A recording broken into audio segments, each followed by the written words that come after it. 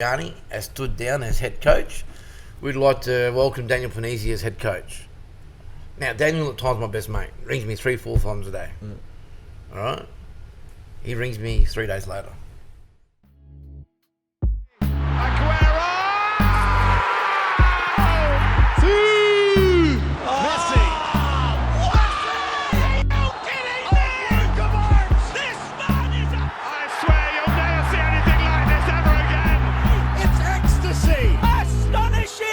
This is not just a dream, it's a wet dream of orgasmic proportions that belongs in a different galaxy altogether. Welcome back to the latest episode of The Subs Bench. We're joined today by, I think the last time we were here we had a fan favourite on when Hanno was in. Oh, yeah. But someone else who the fans have been busting for is Leo Sirianni. Leo, happy to be here? Yeah, mate. Very happy. Get to see the boys again, and I haven't seen you for a while since last year. Since we sort of spread away, I get to have coffee with you every now and then. Nabs, I haven't seen you for a long time. It's been too long. You're still looking tan, but yeah, tan, bigger round. That's the rival Tim Lawson, that tan, I tell you. Yeah, nah, not yet. He's almost black. I'm not Ben, but he's dark, mate. He takes the cake. TC, I haven't seen you since, I think, Byron Bay. Byron Bay, yeah. It's been a while, eh? Yeah, sort of got a quick glimpse of you on Sunday at Olympic. Yep. And hug. Dusty, we finally meet. Finally. At last. And you know the thing is, I know that he's excited about this because if anyone has ever tried to ring Leo Sirianni, you know when you see that thing on Facebook, who's that one person who if someone answers the phone, you're dead. Yeah, who would you ring? Everyone tags him in it. This week I reckon I've rang him 4 times. Every single time he's answered straight away. How many rings? 1 ring, 2 rings? No, I think it was 1 ring. Not even. straight on. Straight Just away. waiting for But it. Scotty used to give me shit because when I used to send that coaches group, Yeah. and I take a screenshot of my phone and I've got like 300 and something messages that I haven't opened. I just like, if you get me, but I don't know. He used to screenshot things and literally they'd be like 1,000 emails, 300 messages, and Mick Nichols like, what do you do all day? I couldn't live like that, eh? Oh, They're getting yeah. bloody My anxiety. OCD would kick in. Yeah. I don't know. You're a busy it's man, aren't you? If it's Yeah. important, I'll Yeah, get back to you, but it's just, How do you know if you don't read it? but my voicemail's full. I don't even listen to the fucking thing. Yeah, we know. So how do you get back to people then? How Just do you text know? me. Yeah. If it's important, they'll text me and go, hey, Leo, Yeah. something's going on, Yeah. I'll get back to you. But 9 times out of 10 when he rings, I know he's in the area, he's coming for a coffee, and maybe I'm still in bed. I haven't Just got drop out of into bed the yet. IGA if they It's need not you. been Nah, lunchtime. I won't even be there. Everyone's like, you got Leo's IGA, but you're never fucking there, mate. Every time I go on there. I'm busy. There's a lot of things. Yeah, I'm you doing, signing players from other clubs and Coaching. always poaching. Transfer window's still open for QPR. Well, Get amongst it. I think, look, we've just been saying off air there's not even been a full round of fixtures over the first 2.5 weeks yet, so we'll not really go into any fixtures, scorelines. We'll probably do that in a few weeks' time, next time we're back, see how the table lies and stuff. So, look, whilst we got him on, let's go through the career of Leo Sirianni. Started off at Brisbane City, proud Italian family, go to a proud Italian club. Yeah, it's funny. Like my dad was a basketballer. It was mainly because my uncles were involved in football, and so I started playing when I was 5 and stayed there. And Brisbane City back then were in the Phillips League. Sunday afternoon, remember, we'd go to my grandmother's and have lunch, and then Mum would dress me up in nice jeans because to go to Spencer Park on a Sunday afternoon was the biggest thing in Brisbane, And there was 2,000 or 3,000 people there, and fell in love. I remember, I think Heidelberg might have come up one year, and I think it was for relegation. They brought a bus up. I remember seeing flares and, just that atmosphere as a kid. And, I started playing, and Brisbane City's main field, you weren't allowed to walk on it, It was for the first team only. So, again, there's another little bit of thing that you go, fuck, look at the stadium, and then every now and then you're allowed to play on it. And I think it's good because it gave me that I want to play on that pitch. I want to play for, and my dream was never to play for Australia. It was, I want to play for Brisbane City. So that's cool because a lot of that's lost now. That doesn't really. I mean, some places you go, maybe like a Lions or a Power. You go and you like shit. As a kid, you'd be like, I want to play on that field, like in that kit. Yeah. for the first team. Probably But one of the last big old stadiums in Brisbane, really, you know, the way the setup is. Yeah. There's nothing really like No, it. I mean it's amazing. Yeah. Like, Yeah. but I know they've had dramas with their pitches and you know, but you know they've got a lot of people, a lot of players now. They've got NPL and I think they've got SAP and then they've got a break. Like I think they've still got BPL teams, and they've only got that one field and they're hiring out fields. But city leagues and stuff like that. you know, but it's I don't know. Like I said, it used to be if you're good enough, you play on that pitch. Yeah. You know, and that happened to me. Like I wanted to play first team for City, never played first team. You know, I was 16 playing reserve grade, but if you were good enough, you played. You know, and now that I coach, I understand. Like I was never want to go, mate, I should be fucking playing. You know, and I'll turn up on Tuesday night and maybe Nabby, you're playing first team for City and you're injured. I'm like, fuck, I'm definitely in. Yeah. Turn up Thursday night, they've signed someone from Coal Stars back in the day. Yeah. You know, but you know what? I wasn't good enough. Yeah. But City were the best of the best. If you played for a City back in the 90s or 2000s, it was the best of the best. And you know, young Italian boys missed out, and there was always used to be a commotion because I cooked the pizza, I cooked the ribs, and you know, my sons should be playing. And but you know, we all coach, and you've all played at a high level. The best play, you know. There's no leeway if you start handing out. Oh, you know, my son's been here for 10. Doesn't matter. So yeah, it was there. I started coaching when I was 15. Yep. Mum used to bring me to the games. Coached the under 18. It's funny. Over my whole coach, I've coached 8s, 12s, 14s, 15s. I pretty much coached everything. Yeah. The little ones are pretty special, you know. You got to talk to them like adults, otherwise they sort of walk all over you. Yeah. I had a 6-year-old tell me, what side of the bed did you wake up on? It's like, you know, and you You're sort like, of, I didn't sleep in bed last night. I'm actually Wake yeah. up on the floor. you know, but no, it all started there, and it's good. And then I sort of really started coaching when I got offered the 18s at Brisbane City, and really got into it and took it on serious. And that was probably the best thing I did before I went into senior football, because I had a group of 16-year-old boys, and they were, you know, some of the best in Brisbane. What year was that? It would have been, 2008, I think. Yeah, was it like Corey Slevin, that were they all coming through? They were they were playing first team at City then. Yeah, So Rod Brown was head coach at City then, and I'd just been given the 18s job. But those 16-year-old boys, when I ended up coaching seniors, I went and got 5 or 6 of them, and I had 17-year-old, 18-year-old boys. But I got to meet a lot of the good young players. So, you know, if I was to be out of the loop, say I took 2 or 3 years off, I wouldn't know who's who. Yeah. You know, so sometimes going back to that junior level, Yeah. you know, so if I did take 4 years off, I think I'd go back and do a 16s or an 18s for a couple of years, so I could start looking around and know. See what's coming through. Yeah, see what's coming through, and then you get yourself, you know, a base to Yeah. go, all right, I can bring a few young boys in with a few experienced players. So that was the best thing that happened to me. Unfortunately, TD came into the club, and, you know, I'm a passionate Brisbane City boy, and it's funny, you know, TDs, for me, they're meant to run the club. Don't fucking worry about senior football. Yeah. Just look after the juniors, you know. And every TD, there was a period there, I think they had 3 or 4, they couldn't help but touch the fucking first team. Yeah. And every time they touched the first team, they'd fuck it, you Yeah. know. So, yeah, a little bit of shit happened there. I was promised the 18s for the second year. And then turned up at pre-season, week before pre-seasons, and apparently I'm not the coach of the 18s anymore. I'm meant to be the assistant coach for the reserve grade. And Rod Brown, who, you know, he's one of my mentors, he said, fuck that, mate. He goes, come and be my assistant for the City. And I was like, fuck, beauty. Yeah.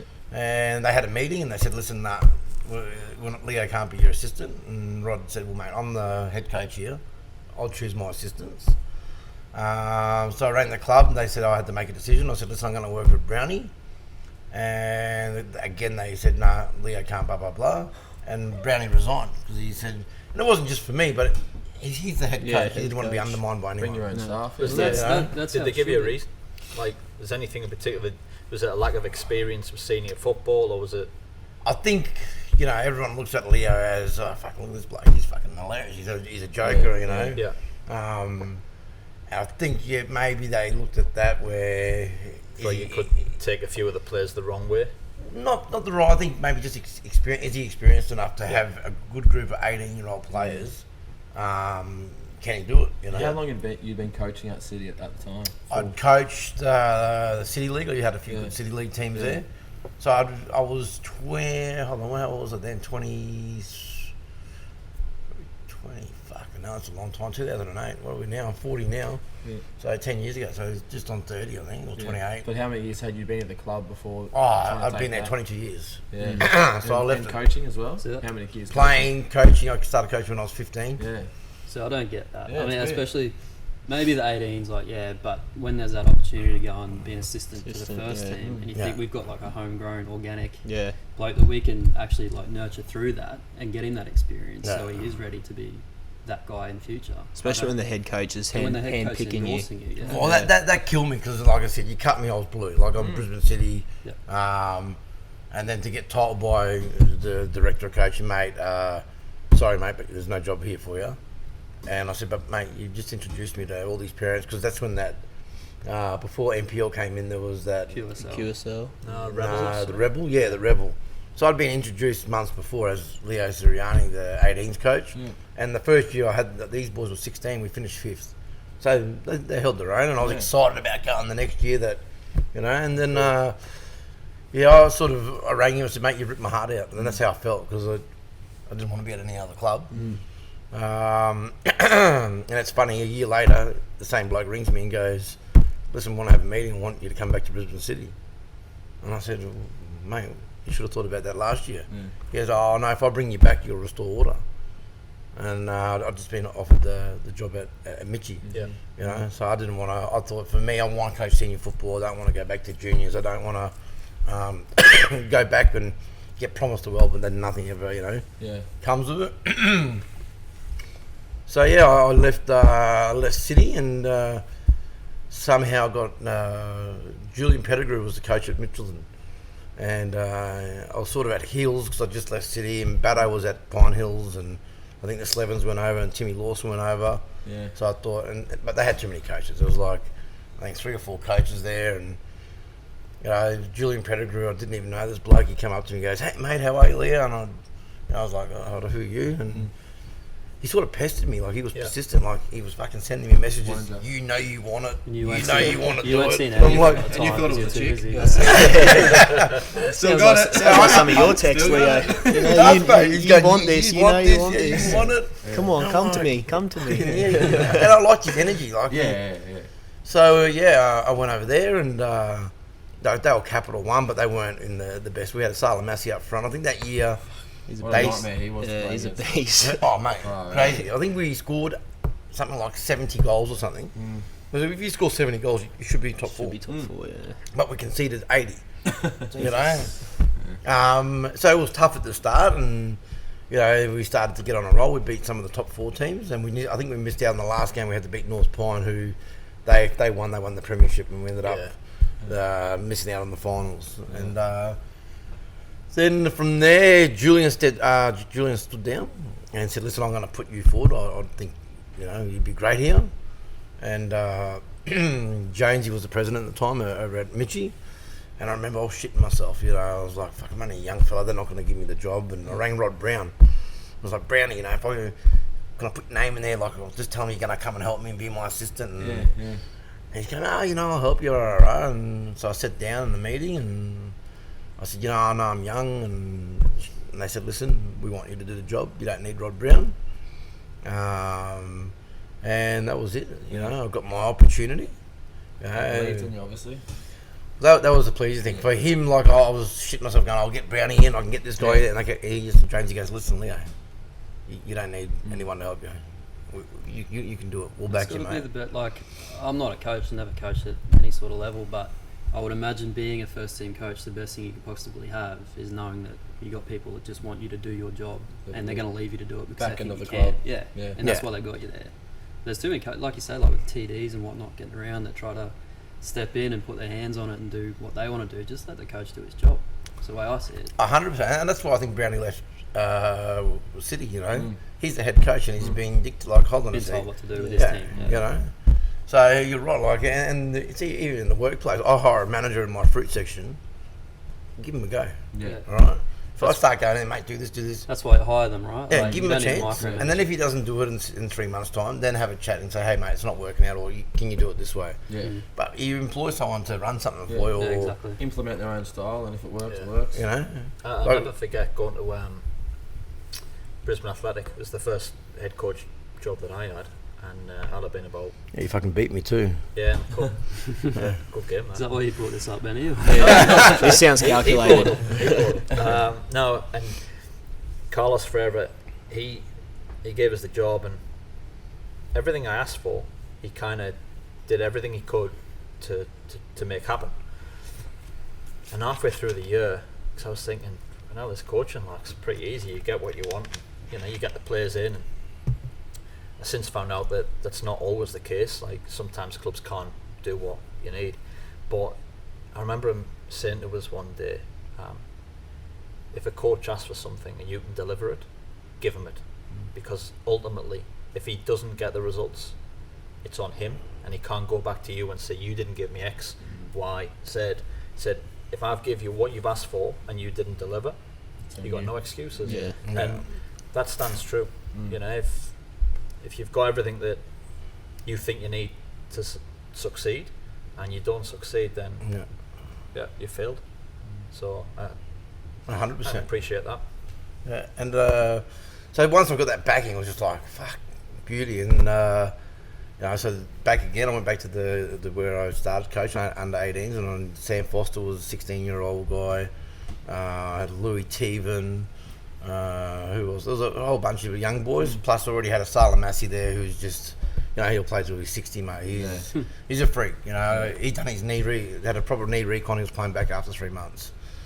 Fractured cheekbone, 8 weeks out. He'll be back in 2 weeks. Like, he was just a freak. So we had a good group of senior players with some young boys, and it was, we made the top 6. I was saying to, I think just before Toowoomba come down, it was Tommy. Toowoomba had to come down. The last game of the season, we had to win 7-0 to make the top 6 in my first year. Hey, and I bet you didn't do it.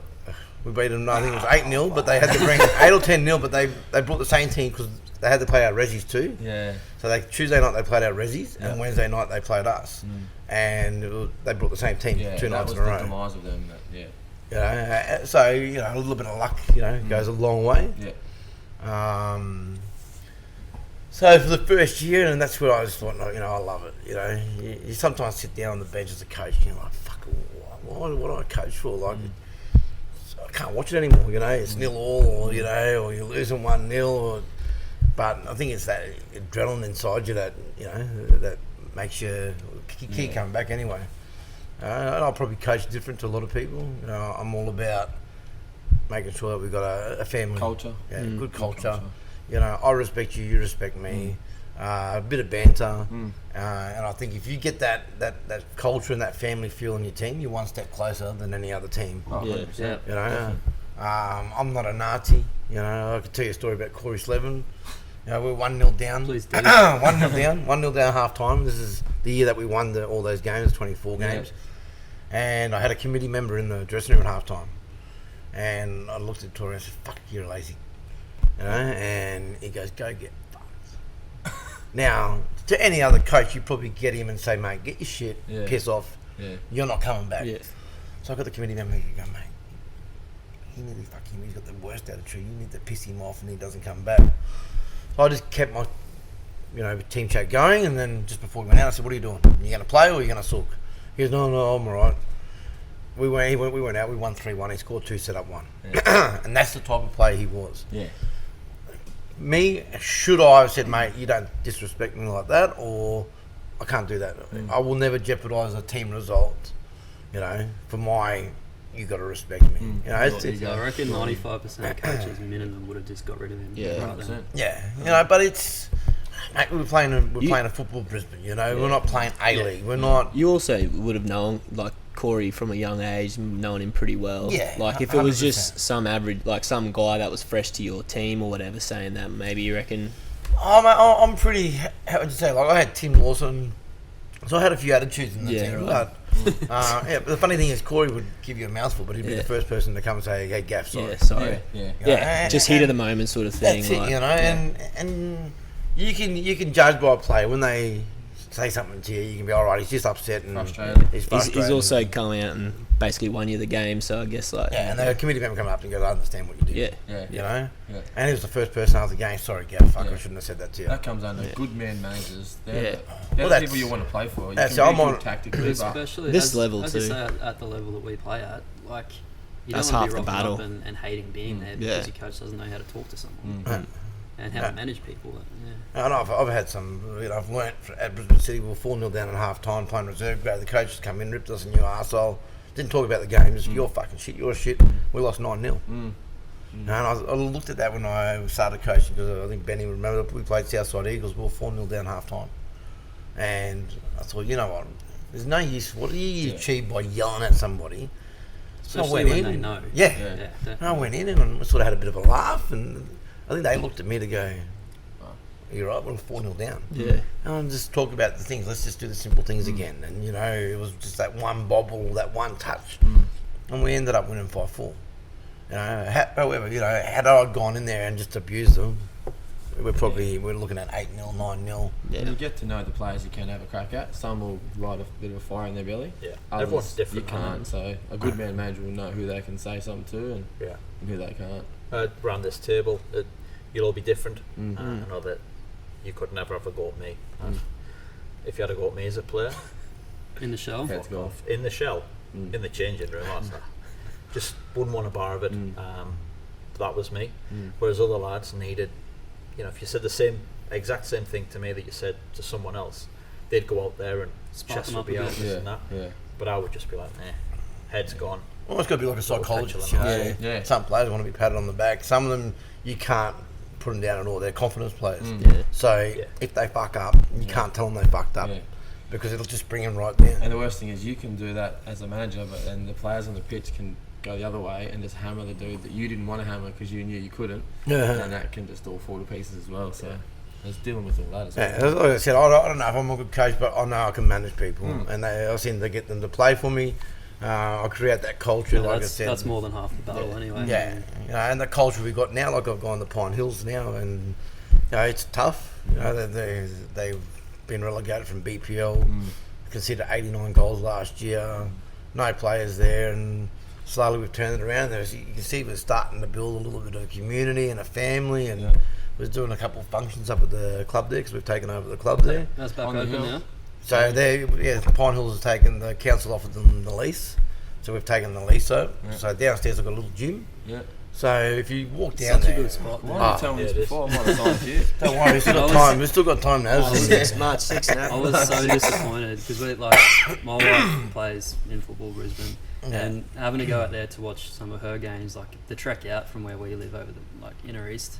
Thinking like, shit, here we go. Go over there, go upstairs, slaps room, VIP room. Got the Slaps tab are open. gone. Slaps are gone. Yeah, that's what I was saying. Went over one day and it was like a Sunday. I was thinking, at least the bar will be open. I'll go over there and have a punt and whatever. And rock up there, dead. No one in there. Place is closed. And I was like, shit. You have to watch What am I going to do Got to watch the footy. You gotta watch the Walk footy. that up. Perfect. Went home, left You'll it put there. you'll put the slaps back in there, surely. No, I think we're going to turn it into a lap dance room. You got Yeah. to look at it. So what, gym and laptop? Yeah, no, I'm signed. It's funny, we're taking the pokies out there. It's like a little booth. It's Yeah. like it reminds me of was it Love and Rockets? The cubicle. And it's got the little. Don't know what you're talking about. Love and Rockets. Don't know- Same yeah. as most VIP rooms. It's just a perfect pocket of space that you can use for whatever you want. Yeah. Love and Rockets, never Plenty of heard room of for activities. So we're looking now. Next week we're having a season launch. And I've got a friend of mine coming in and they're going to do a bit of an Italian feast. We're charging them, I think, $20 a head. And that's for a plate of food, live band, and we'll introduce obviously the men's, the women's. Can I come to $20 yours? Because we didn't have one. Well, it's just something like, you know what I mean? Like, sounds like a the good club's one. gone from, I think, when I first started at Mitchie, Pine Hills were one of the Ash Hampstead had done a good job there. They had about, I think, 900 or 1,000 members. Wow. Now they've gone from BPL to Capital 2, and they've got 500 members. You walk down It's like from the starting hill. again. Oh, mate, but it's sad because you walk down. The council look after the pitches because we come under the Moreton Bay catchment. We don't pay for water because they've got a bore or whatever. So we're lucky. Our facilities we've got 3 pitches that are brilliant. Yeah. You know, you drive in, there's the baseball field at the top, all the fields are immaculate. Yeah. But they're in capital too. We've got this massive big clubhouse at the top. They got the clubhouses down the bottom. Yeah. So I was confused why that pitch at the top isn't the number one. Yeah. And the only reason is because the RSL would run the bar. So if the Pine Hills first team's playing, the revenue was going to the RSL. Yeah. So now that we've taken it over, we're looking maybe next year that pitch in front of the club hopefully will be the number one pitch. It's exciting. It must be good, like, as I said, like, sort of starting again, but going into a place where you got all those, like, bones in place to actually turn it back into what it was and better. 100%. You know, Benny knows I sort of, after I left Mitchie and sort of a bit lost and didn't know what was going on, what I did at Mitchie was amazing. Like, I loved it, you know. Trying to replicate that. It's sort of like when I spoke to Mick Hornby from Hills, and I remember walking down the hill. Before I even spoke to him, I walked down the hill and you just see these pictures and they're all pristine. And mate, he came in and he said, "This is what we can do," and I told him what I wanted. And it was more for me to worry about the players. I want training kits for the boys. I want, you know, just that little bit of professional environment. I want brand new balls. I don't want to see balls that are half, you know, coloured. Especially when some of the players you were getting have come from higher level. To 100%. come back down to that and not have the same professionalism. Yeah, and also the lads who did hang young lads, give them a little bit of professionalism. 100%. They were nice as well, you know. No, I turned up and I remember Mitchie pre-season you'd be getting 20 paid, 25. I turned up first pre-season November, we had 45 players there. And the players that I'd signed, I said, "Don't worry, come in January, you don't need to come." Yeah. Nah, everybody was there. Yeah. So from word go, you know, Jake Mitchell's helped me out. He's the one that pretty much got me over there. He's been amazing with the boys, you know. He does a bit on the Facebook just to promote the club. And all of a sudden there's just this buzz around the club. And everyone's buying into it. So when's the press conference? Well, for Europe, so you're going to sign for me tomorrow? I also remember one of my best, and like obviously we haven't really met or spoken much before today, but one of the best memories I have of you is sitting on the end of that table at the Mitchie press conference when they brought Sam in. Oh, yeah. You poor bastard. Like, it was so awkward to watch. So, I mean, a lot of people think that Sam come and took my job. It was funny. I'd gotten the team promoted, so we got promoted from Capital 1 to BPL, and I just couldn't coach the following year. I just didn't have enough time. So I'm the one that rang Sam Safe, and I made it happen. So a lot of people going, "Mate, you know Sam's got your job, and I said, "Well, no, actually, I'm the one that rang Sam to say, hey." But it was the way it looked, the way it played out. It just looked so, from the outside looking in. To people that didn't know what was actually going on, like I had a lot of phone calls going, "You know Sam Safe's taking your job?" Yeah. I said, "Mate, I actually rang Sam, and I've had meetings with Sam, and you know, and he's another coach that I learnt of. You know, if you can pick up a little bit from everybody." He's a winner. You know, he's definitely a winner. At all costs, sort of. Yeah, there's people that say, "I don't like him," but what he does works. It does. You know. That Wynnum team that he had finished was third that year, didn't they? Yeah, finished third. Like for a team that's just come up, yeah, who's had what 4 years, I think, in the second tier, to go straight in the BPL and finish top 3 with some good sides around. Yeah. This is before the NPL really kicked yeah. off, competitive league, and Sam's took them to third, and they probably weren't too far away from being second. Yeah, I Pretty think we good, pipped them by a point. Silver boot, I'm pretty sure. So like they a pretty good They start. do straight away. Yeah. You know, but Sam's the type of coach you can't have an attitude. No. You got an attitude, you're not playing for Sam Safe. I think it was that actual. I think we have spoken about this. It was that semi-final silver boot against us, they got berated after the game, and he absolutely tore Swithenbank to pieces. Like I think that was from a concurrent theme through the season. But I just remember the spray. Like I don't even think he did anything that bad. It was like, but he just copped an absolute bake. If you don't want to play the way that I'm telling you to, Yeah. I think we used to have a bit of a chuckle there because you'd be walking around Mitchie and you'd just hear this with the bank. Yeah, that's what it was like. It was just get like into it. it was a massive bellow from the sideline. It was just like, and he's just like looking up, like, what the fuck? But you know what? And you've coached him, and I've coached him. Look, it seems that every single episode we talk about him. And Get him on. he's living in Melbourne. I met him last time I was down. Do a and he said he FaceTime. listens to the show. But Does he listen he's to the show? infuriated to the coach. Yeah. But only because he knew how good he was. Like, how good was he? So I said to him, like, I got him. I actually took him. I went to the cricket. We went to the Ashes, And me going to the Ashes, I fucking signed Paul Swissenbank. Got him to Mitchelton, and Roger, the president at Mitchie, got him a job, and we sponsored him. And he's frustrating because he's one of the most talented players I've ever seen. Yeah. But then when I weighed it up, I said to him once, I said, you know what, I'm better off putting you on half time. Yeah. Like while we're in the sheds talking, so you can entertain the crowd. Because he could beat 6 players, but there'd be no end product. You know, there wasn't an assist, or there was a few, but he could Stop taking the piss. He could have been so much more. Like seriously, this the way he would, he could go. It was special to watch. But then I'm looking and go, there's no end product. Yeah, I remember coming to watch a game when he'd left Bayside and gone to Mitchie. I think we were all there watching. We were at Albany Creek, and that game was bloody. He was carving up that game, absolutely. That's probably when we had our first loss. Was it at Mitchie? It was at Mitchie, yeah. Yeah, it was the first loss we had from the year after. That was the year we got Bayside, promoted. right? Yeah, Bayside. There was a lot of feeling in that game. Yeah. He scored actually. But he's special. Yeah. He is. But if he could, Could harness it somehow and motivate him. but his head's fucking. I don't know. He's a weirdo. I love him, but he's fucking weird. Would he be in your best 11 that you've coached? He'd have to be in the most talented. Oh, listen, definitely. Weirdest 11, ugly 11. He's not ugly, is he? I Let's be think honest. technically one of the best players I've seen and coached. You've got to put him in your 11. You know, I'd have him in my 13, but in the bench, but he'd definitely be part of in your squad anyway. Yeah, In definitely. the squad, yeah. So let's touch upon that. It's a 24 game season, 22 in the league and semi-final. It's a 24 game season. 100% record every single game. We can't get you in and not talk about an achievement like that because it's pretty special.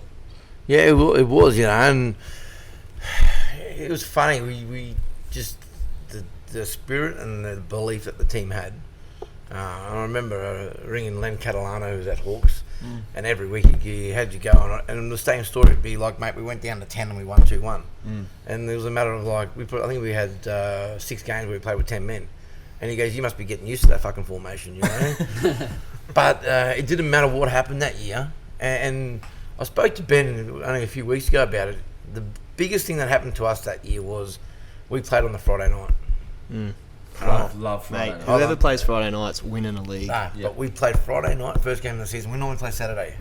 It pissed down. The moment our game finished, we played Pine Hills. I think we won 3-1. 3-2. 3-1, 3-2. Yeah. All right. As soon as the game finished, it fucking pissed down, and every single game in football Brisbane was abandoned. So that if you looked at any table, it would have been Capital 1, Mitchelton 3 points. Only team that played. No QPL, no Forex League. I think the next week we had you. Us, yeah. So next week I've got the biggest game. Now we ended up winning 3-2 there. So straight away now my biggest rivals, they're on 0 points. 6 points behind. All right. Now I'm on 6 points. And Psychologically, 100%. You know. And now, if they play on the weekend after, Mitchelton's won. So it's just pressure. We've got to keep Always winning. We've got to playing keep winning. Yeah. You know, and that's why I talked to him the other day. And maybe I'm getting off the track, but you look at NPL. Like everyone wants to be in the NPL, and there's all this rain weather. Now, if you've got an NPL club, I believe you've got to have facilities where you can play. You know, Regardless. like last weekend, I know you guys went to play City. It stopped raining Thursday. The game's on Saturday. We're calling the game off on fucking Friday. Yeah. We played Logan, and the pitch was immaculate. Dry. Wasn't dry. Was. So my argument now is the NPL. Everyone wants to win it. Yeah. But the teams that have played have got. It's psychologically. It's maybe not even but it's an advantage. Yeah. If you play your games and you got points on the board. And what's stopping you from maybe just playing the 20s in the first grade game and that's it, or even just the first grade game? Well, that's what they even looked at know doing. what I mean? Like, Two things. Like if you can't host it, so if my club can't host, it's my home game. But the team I'm playing against can host it. Yeah, I should go and play swap there. it. Yeah. Well, that's what you guys did round one. Hey, swapped it to Caboolture. We took it to Caboolture, slightly different because Mackay, their flights were booked. Yeah, they can't. So I think Football Queensland might have lost money on. Yeah. But you still haven't played that game against City. Nah, look, and See, for me, I'll be the honest. game's supposed to be replayed On the Tuesday. the first Tuesday. Yeah. Now I think we were told on the Saturday our fields are not going to be ready on Tuesday or Wednesday either. And I'm thinking, it hasn't rained for 2 days. Yeah. It didn't rain for the next 3. Hasn't rained since. Yeah. One of our players went and looked at the pitch on the Monday, and it was perfect. Perfect. So is that the club that makes that decision? Or Yeah, at that point it is. So yeah. I know with us at Capella Bar, the council make Council that look call, after and yours. if they close the fields, we don't have a say. Yeah. Yeah. And look, I don't want to kind of dive But in too my deep, whole but- thing on it is, why don't we go back to the old days where fucking you got a game Saturday 3 o'clock, everyone knows we're playing 3 o'clock. You got to turn up, all right? Referees turn up. If the referee deems the pitch unplayable, then don't play the game. Everyone's there already. You get Right? this together. That's right. You know. So now, if we've got to leave it up to clubs, I'll be honest. Now, if I've got 3 players out on Saturday, we're not fucking playing. Yeah, exactly. I remember Yeah. that And that's happened why to that us. happened, so- When I was at Olympic, we had strikers, I think, and it rained, like it stormed, but it wasn't consistent. And it's like, strikers got a pretty good pitch. They called it, but there was always that, like, we had a heap of players unavailable for the Tuesday, and I don't know if anyone knew that, but then, sure enough, the rescheduled games on the Tuesday when we've got a week aside. So, Well, it just- happened last year with the Lions. Yeah. Well, And obviously- Mooney was having coffee with me. Then I played Yeah. strikers. Yeah. So So Mooney was having strikers coffee called with me, it and I've off. never seen someone move so quick. On the Tuesday night, game's off. So evidently he's round your shop, which is 2 Yeah. minutes away. So Mooney flies round to strikers, Perry pitch, starts walking on the pitch, and I think some club official Bruce up there, come down. and he comes, what's wrong? And he was like, this is fine. Phone calls get made, and all of a sudden the game gets flipped, and it's at Lions that Lions. night. It's just lucky that he was there, yeah. close enough where you could go and check. Look, I think he would. I reckon if it was Gold Coast, he would have driven the Gold Coast. That's how passionate Yeah, I he is. think he would have. But we would have been without Rees being the goalkeeper on Tuesday if it had been played. Yeah. Maybe if strikers knew that, game might have been on. I don't Yeah. know. But I think they've got 1 or 2 that they'd like to bet in. Yeah. And that's their prerogative. And that's the thing. If you're given a club the opportunity to call the game, That's Yeah. what it comes down to. you open yourself up Yeah. to Yeah. You know, your decisions best 3 made. players have got a few niggles. Yeah, let's just play it on the Tuesday. Give They the boys hadn't an played last extra. week, we yeah, had. We were meant to play against the Raw Youth on Saturday last week, and that got shifted back to Tuesday. Yeah. But I know their fields were fine because they did not miss a session. They were sharp as fuck. Yeah. So, I mean, But I mean, Yeah, does football Queensland need to step in and go, right, you go? Because like I said, that year I won 24, we got off to the best start. And it was catch me if you can. Yeah. But the game you guys didn't play against City, all right? Cancelled Saturday. Normally, let's play it Tuesday. That Tuesday game hasn't been played now, all right? Is it where if we put pressure on clubs to go, right, if you can't host it, well, then you're going to go play at Power. 100%. I Yeah, guarantee yeah, you the game would have been 100%, played yeah. Tuesday night. or even Yeah. like the I thought that was Football the rule, Queensland to or be the Football fair. Brisbane grounds that they have. Like, go and play it there. We'll make sure it's ready to go. Yeah. You got a place to play a They've game. got 2 or 3 real good pitches there. Sure. At Logan. Yeah. Oh, they're immaculate. Oh, Yeah. One, They 2, should, and should 3. be. Yeah. Yeah. So I mean, like back to the 24. So that sort of, but the nothing that team like we were 1-0 down half time, 10 men. They just have belief. Late winners. Did you? Yeah, You had like just- pretty much the same starting team every week, more or less. More or less. I had one Oh, young boy, suspensions. Matty James, who was just meant to be a young kid that would come and play centre back because I had Farinazzo and Stevens. Benny Stevens. Benny Stevens. Yeah. And this young kid, it just happened that 1 week Farinazzo was away, Matty would play, then Benny was away, then Matty. So I got to the grand final and I had to make a decision because this kid had played 20 He's been games. brilliant as well, hasn't he? So I benched Benny Stevens. I've let Ben Stevens out of my starting lineup in the grand final and given it to an 18-year-old kid because he's been brilliant. Yeah.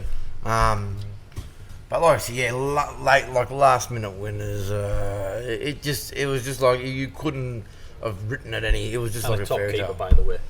That Oh, always helps. Kevy Down saved us. Oh, he would have won us easy 6 or 7 games that year. Yeah, he was You know? superb. It came to the point where they were second. I think we were 5 points in front of them, and we played at home. And he was saying before, like there was a 15-minute period there where we were getting battered. But I say good teams can that withstand that storm. All right, and we could do it. That's what happened. They peppered us and peppered us and Kevin peppered made us. 2 saves. Rasmussen's whipped a free kick into the top corner, and it was on TV, wasn't it? Yeah. And it's right behind the camera, and it's just whipped, and it's literally just heading for the stanchion. Kevy Downs has just pulled a hand from nowhere and flicked it over the top. And I didn't, when you're on the other side of the pitch and you see the highlights, at the time you're like, You're fuck, like, that's a ooh, good yeah, save. good save, but- Unlucky, keep going.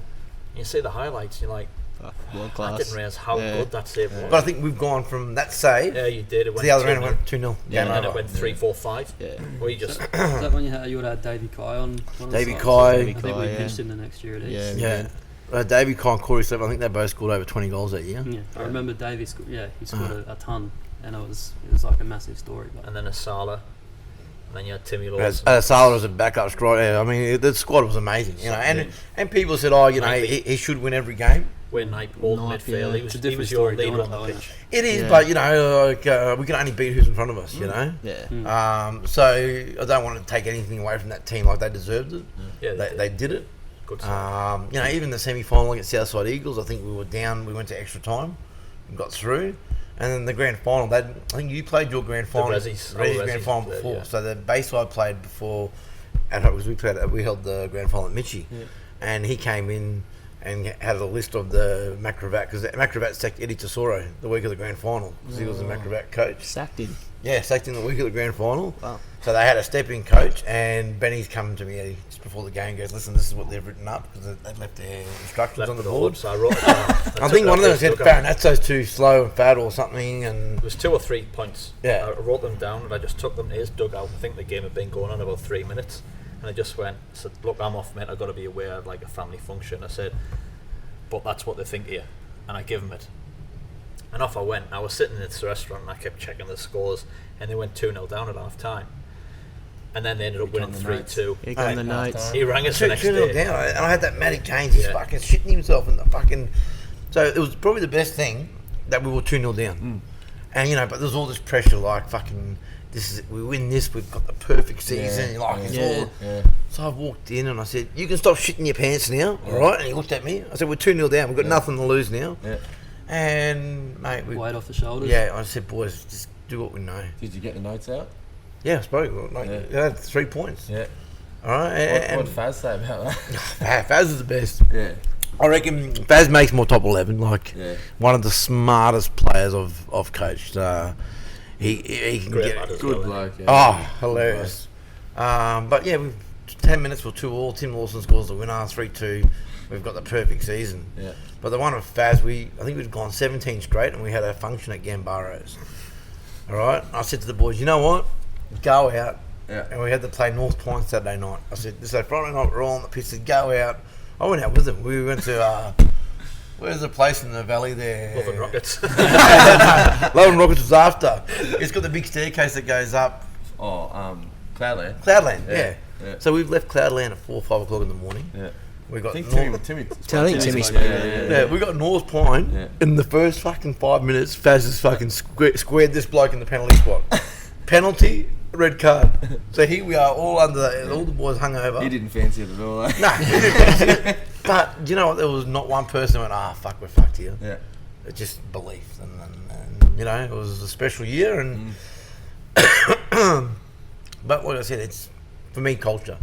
You know, there's other coaches that do things differently, but I was in Capital One too. It's not MPL, it's not GPL. You know, it was Capital One, and you know, you got family, work, and then football. Yeah. Yeah. But as you said, that team would have been more than competitive in the BPL at that time too. Yeah. So, yeah. 100%. I mean, the only thing that shit me was I think we got kicked out of the. Was that the year that they didn't have promotion? Was that the Yeah. Was that the year? So he won 24 straight and didn't get Yeah, promoted. didn't get promoted. Yeah. He was in the Courier Mail complaining about Fuck. it. I'm not I mean, surprised. people said to me, Leo, why did you go and sign all these players when you knew you couldn't get promoted? And it wasn't for me, it was about next year. Yeah. Get these boys now. Yeah, all right, we can't get promoted, but Build a good culture. those boys stayed Yeah. and we got promoted the next year, you know. I didn't have to go chasing or we had the structure there and, you know, it was funny, we got promoted the second year and we bowed out in the semi-finals, you know, straight sets. And because our pitch was terrible. Yeah. We finished on top, we had 2 home semi-finals. And by that stage of the season, the pitch was terrible. Yeah, the Mitchie Just pitch dirt. does not hold up well, does it? Nah, it was just dirt. Yeah. So it was just a leveler, you know. Yeah, and yeah. the grand finals played at Lions. Yeah. I'm like, fuck, I remember watching the game. I wanted to be there Yeah. because it was just pristine. Yeah. Yeah. And good, better players love that. Oh, 100%. Yeah. So then Sam takes over for his year. Yeah, Sam departs. You come back in the BPL yeah, and finish second. Have a successful year. yeah. So what happens after that? So, like I said, I'm a straight shooter. I never thought I could love another club after being at Sydney. Turned up to Mitchelton and, you know, I was there 8 years. Fell in love with it. Met some good people. You know, we had a lot of good times there. You know, like I said to my boys at Pine Hills now, we're on a journey, and it's a pretty cool journey if we can get back into the BPL. And so yeah, no, it all went pear shaped. We got accepted into the QPL, and you know, Roger rang me and said, "Listen, you know, a lot of thanks to you that we've been accepted into the QPL." And then weeks later, he said, "Yo, you know, listen, you won't be able to coach next year." And I'm a lazy fuck. I haven't got any of my licenses. I just went to Canberra in October last year and went and did my C license finally. And my assistant coach at the time and good mate of mine at the time, not anymore, but Daniel Panisi had his B license. So we just thought, well, he's my assistant now. We'll just make it work. Like, you can use his license and nothing changes. Yeah. So then from that, Roger ended up stepping down. You know, I'll tell you now, like, you know, people think that Roger was the best thing that Mitchelton had. You know, he was a great president. Anything I wanted or needed, he was there. You know, and it made that's why we were successful, because we had the backing of the.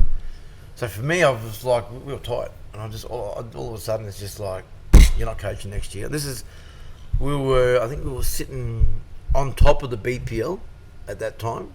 It was the year Rochdale won the premiership, I think. I think we might have been 3 points on top last year before the QPL. Yeah, and up the Rovers, mate. Don't worry. Hey, Paul Mooney that year. I think he won the grand final, but yeah, we're on top, and then it was midway through the year, I got told you're not coaching next year, and I was just like, it's like getting your heart ripped out again, like what happened to Sydney. I was like, I didn't want to be there. Except at that point, you were established and you'd done what you'd done, and you weren't just some nobody who hadn't coached before. Nah, so then I didn't know how to take it. The boys were like, "Fuck, Leo, what are you going to do?" And I stayed purely for the boys. But I'd given up. I wasn't passionate anymore, and we'd gone from sitting on top.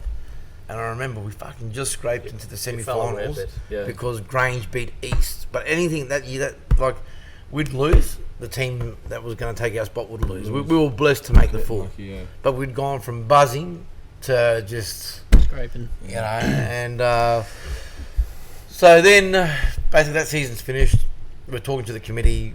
The way it was going to happen, Daniel was going to be coach with his license. I'd stay there. Nothing would change. We'd have the same philosophy. Little greenie, little nugget. He comes and I've got to be honest, mate. You know, I respect people that you respect and people that want to fucking try and shit on you. Yeah. So I won't hide the truth. Like he said, "Oh, we're gonna have a meeting." So I said, "All right." So he's come down to my shop, the new one on Racecourse Road, and he goes, "Mate, shout out, oh, Leo's IGA. Avocados $2.99 for a $2 pound of strawberries. Get down there. Expensive All right. strawberries though. I think we've got $1.99. Strawberries $1.99. That's cheap. That is $1.99 cheap. strawberries. Get them for the kids' lunches. So that's our in-store super special. Yeah. So Get down I'll there. be heading down after the potty. yeah, I know you will. Yeah. Might get some chicken and chips. What do you reckon? That's the start, anyway. So the little greenie comes in, and he's now. It's funny when we were in Capital One, you never saw this bloke. Yeah. All right. Now his dad was one of the biggest mentors in Mitchie, great guy, Keith Green. Capital One, you didn't see him. We go to the BPL, and he's at every fucking training session. He's back on the bandwagon again. You know, and I had time and respect for him, and you know he'd come and help out, and everything was great. Then he comes and we have a meet, and he goes, "Mate, listen," and this is at the same time Daniel and I are going to coach together. He goes, "Mate, I think you should take the year off and concentrate on your business." I'm like, What was he telling you, your business? who the fuck are you to tell me that I should not coach and have a year off? If I want to coach, I'll coach. And if I don't want to coach, I won't coach. I said, I need to talk to Daniel. This is Thursday morning. Thursday afternoon at 3 o'clock, Aaron Philpott rings me and goes, "Have you seen Facebook?" I said, "No." Fucking go on Facebook. It's got Leo Sirianni has stood down as head coach. We'd like to welcome Daniel Panisi as head coach. Now, Daniel at times my best mate. Rings me 3-4 times a day. All right? He rings me 3 days later. This is why, for me, that post comes on. you ring me straight away. On What the the block. fuck's going on? Yeah. His story to me is that the committee told him Daniel Leo can't coach because he's got to work. Hold on, mate. You ring me 3 or 4 times a day. How about you ring me to go, is it true? Yeah. And so for me, it left a bad taste in my mouth. Mate, I've grown up with the guy, but you don't do that. Sorry, No. you know that's the truth. There's no spin on it. So I've made the choice to, like, you know, I'm a great guy. I'll give you my heart, but sometimes enough's enough, and had to draw the line. But that took a big effect on me. You know, I know Timmy spoke about mental health, and you know, I went through a bit of a shit ride for about 1.5 years. And you know, I went and spoke to people, and you go and speak to psychologists or mentors, and you know, I never thought about exactly what had happened. And we started talking about football, but yeah, that sort of that halfway through that year when I got told I wasn't going to coach, and it was a club that I never thought I could love another club. Yeah. And I've gone and I've thought, fuck no, I've fallen in love with the club, and I thought I'd done a great job and brought the club to, you know, from Capital One to being, I don't think 10 years ago you would have said Michelton are going to be one of them. Established anyway. You know? So yeah, it's like, fuck, It's all gotta that be- hard work's gone. Everything's gotta been be taken away like- from me. It's hard enough copping that from someone who you don't know and respect, but someone that close, it's got to be amplified. Like it. It is, and that's why I'm so, like, he doesn't understand why I don't talk to him. You know, like, mate, you rang me on the Saturday going, what's going on? Why am I getting so much backlash? Well, hold on. First thing you should have done on Thursday, as soon as that post had been put out, Leo, what the hell's going on? And you know what? We'd be talking, we'd be mates. Yeah. But the fact you rang me 3 days later, Doesn't make sense. But also the fact that it was, why am I copping this? Not how are you going? What's going on with you? yeah. Yeah.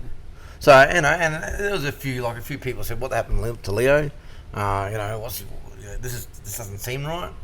But to be told you're not coaching next year, listen, Leo, you need to go do this, or Leo, we're going to make sure you can coach. We'll put you through your Yeah, license. there This was is when you're booked in. none of that, and that, you know, that was sort of a hard thing to swallow. You know, to say, hold on, they're making decisions, and And then to get told you should focus on your business. oh mate, Fuck, they know it. You know, and I've sent a Yeah, few what's nice that to messages to that little nugget. Don't worry, you know, like, you know, be a man. You know, don't be a pussy.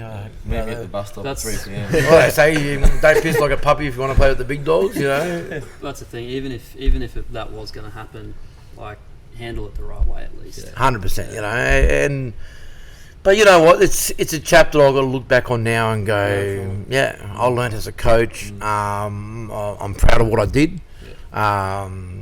You know, they can't take away, you know, the times I had there, the 24 games they won, that perfect season. Yeah. You know, I won them their first senior trophy, the Canali Cup. So, you know, it's sad because I did love the club and I don't want to see any club suffer, but, you know, it's just sad the way it ended, you know. Yeah. Seems to be a common theme, the way, you know, we've had Roger on, I'm sure there's heaps of coaches out there. Yeah. It's like when the coaches get low, get told that they're no longer wanted. People don't really know the best way to go about it, it seems, you know. I mean, coaches are always going to get moved on, you know, but there's a common theme between you and Rog as well. You're both so heavily invested in the club. Like some coaches will go from club to club and they're 2 years there, 1 year there, but you guys were mainstays of that club, both built them up, and that's why it probably hurts more. You take them from the bottom to the top, and then It's so common that and conversation. again, you know, hearing what Leo's saying there, as long as someone's honest and sits you down and said, look, we're going to go in a different direction, and this is what Roger said, if they'd have just sat down and said, look, this is how we view the future, we thank you for your time, he said, but it didn't happen that way, and I think that's what Leo said. There's a way to they're do very things. similar stories, aren't they? But it's the Comes same down to for men. same for a player. If a coach doesn't want you around, that's fine, but tell me why. Don't just, you know. pass And that's me the down. problem with clubs and committees. No one wants to take the hard conversation. It's and robust conversation. sit that you no one wants to down have. yeah.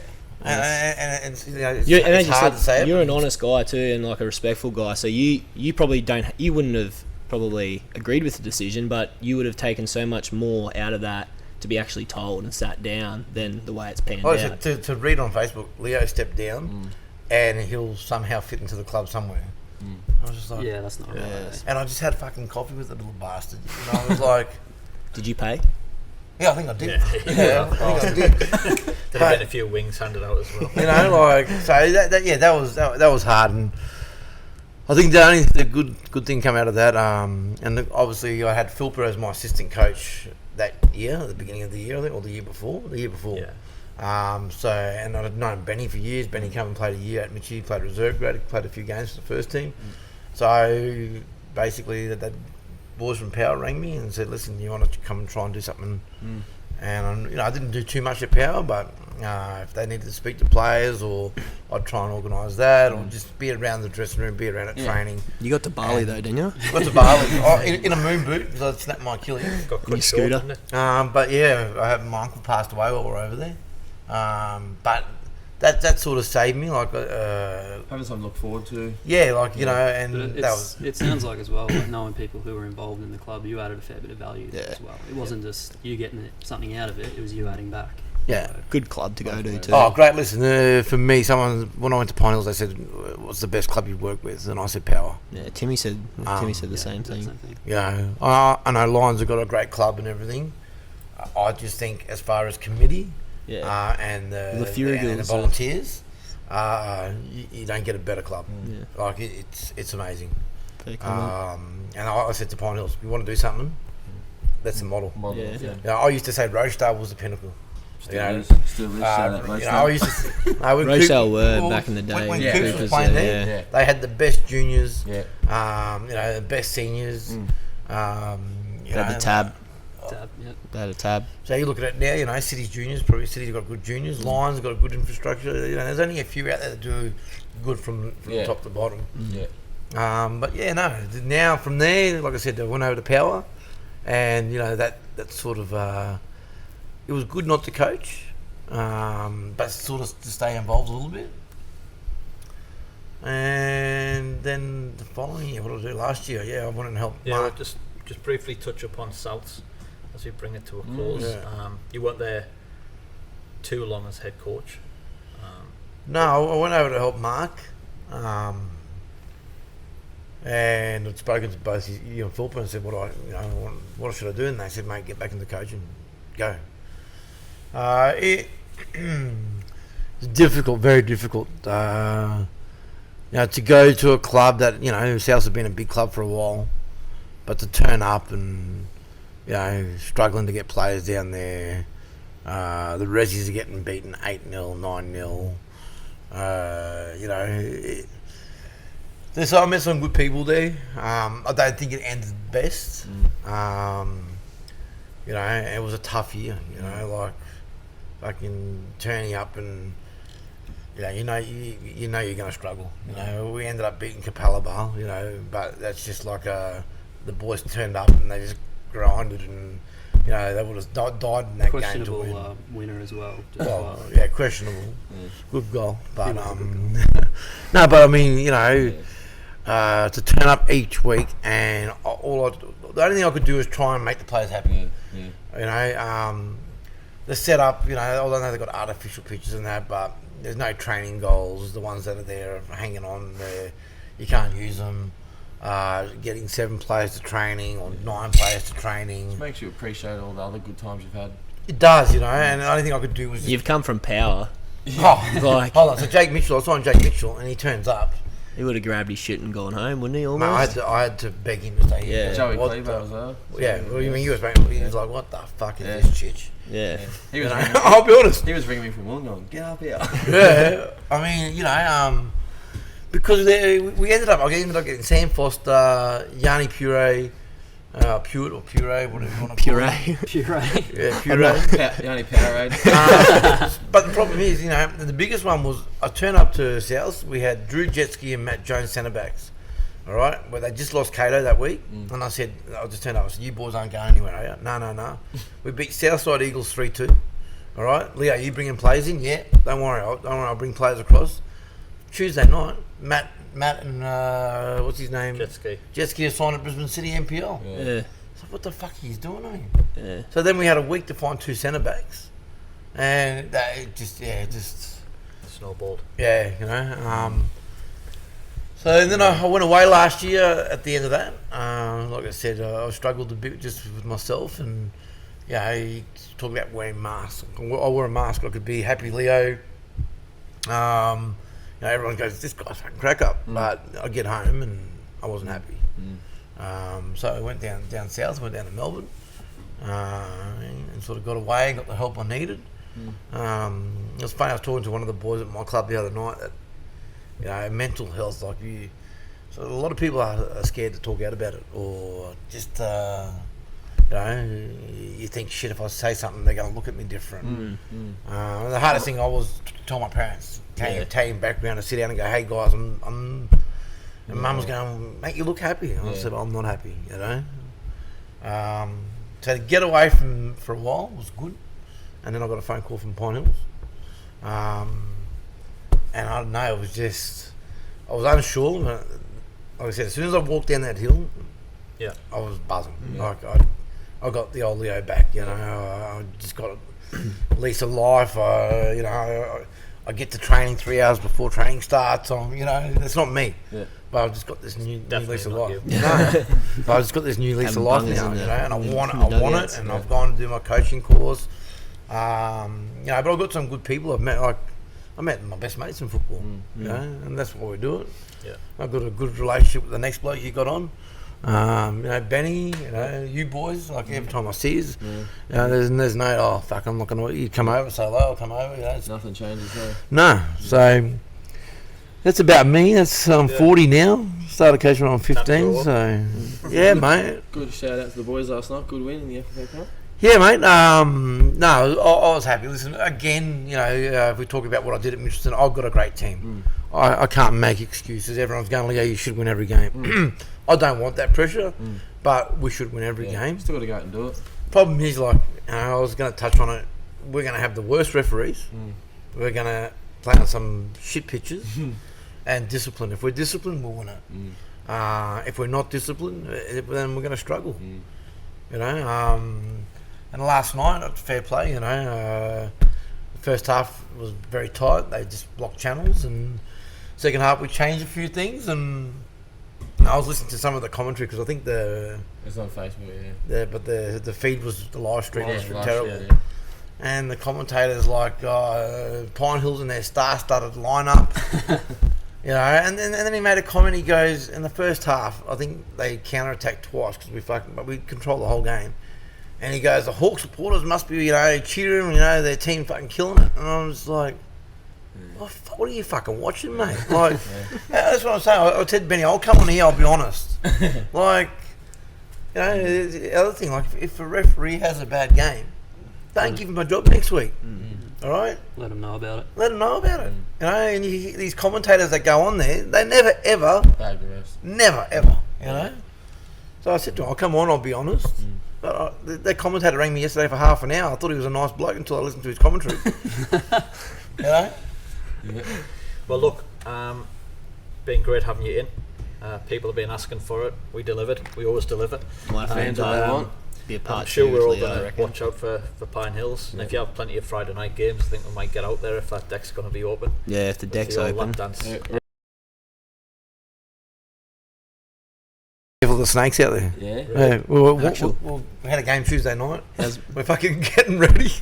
Next minute, the snake comes out of the trainer's fucking massage bag. Yeah, What? nah. Bullshit. And my dark boy, Cozzy, I've never seen a guy run, mate. He ran off the deck, jumped off the deck onto the main pitch. How'd Benny Enjoy go for that? Benny wasn't there. No. Oh, shocked. Benny wasn't there. We had a pre-season, quick one. Pre-season, we played Gold Coast and stayed there the night. Benny's meant to stay the night. Comes up the driveway, sees a snake. Didn't get out of his car and drove back to Brisbane. To be fair, they've done the same thing. Yeah, that's good. But thanks for having me on. And listen, Thanks. shout out to you guys. What you're doing is good. It's great for football, Appreciate it, mate. And we need more of it, Different perspective. It is, but like I said, when I first started talking today, when I was 8 years old, I'd dress up in my best clothes to go watch a game, and there was thousands of people watching the games. Yeah. So Gotta get back to that. what you're doing, hopefully, we'll get that hungry out there. And See. well done, boys. Thanks for having me. Cheers, Leo. Thanks, Leo. Thanks, mate.